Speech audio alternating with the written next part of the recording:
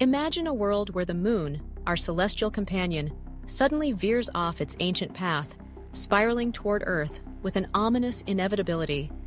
The first signs of this cosmic catastrophe would be subtle, almost imperceptible. The tides, usually rhythmic and predictable, would begin to fluctuate wildly.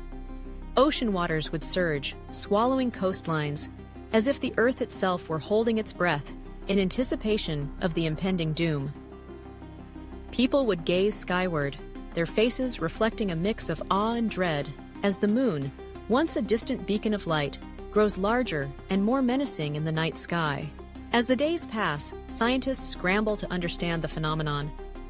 Theories abound, ranging from a gravitational anomaly to a cataclysmic event in the far reaches of space. News reports flood in, each more sensational than the last, feeding a growing panic. Social media buzzes with speculation and fear, while governments around the globe convene emergency meetings.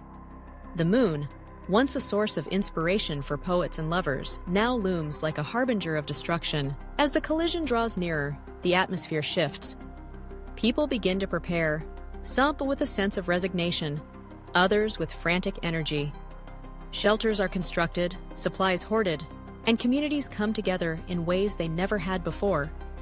In cities, neighbors who once barely exchanged pleasantries now share stories and resources, united by the shared fate of humanity. The impending doom fosters an unusual camaraderie, as if the very act of facing annihilation has stripped away the trivialities of daily life. Then, the moment arrives. The moon, now a colossal entity, collides with Earth in a cataclysmic explosion of unimaginable proportions.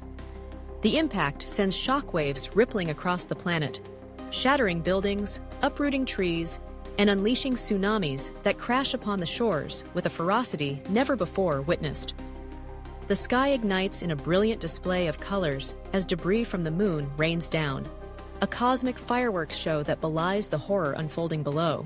In the aftermath, a new reality emerges. The landscape is unrecognizable, a chaotic jumble of rock and water, ash and fire. Survivors emerge from the rubble, their faces etched with disbelief and despair.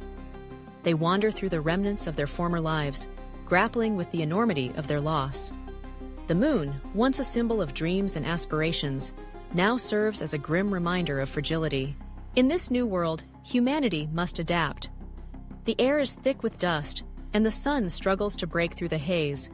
Crops fail, and water sources become scarce.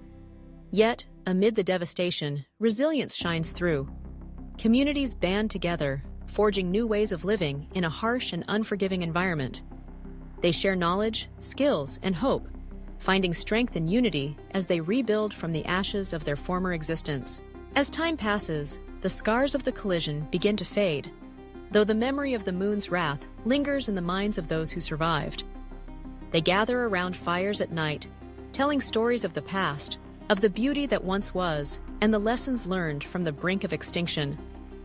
They look up at the night sky, now devoid of the moon, and wonder about the vastness of the universe that had once seemed so inviting.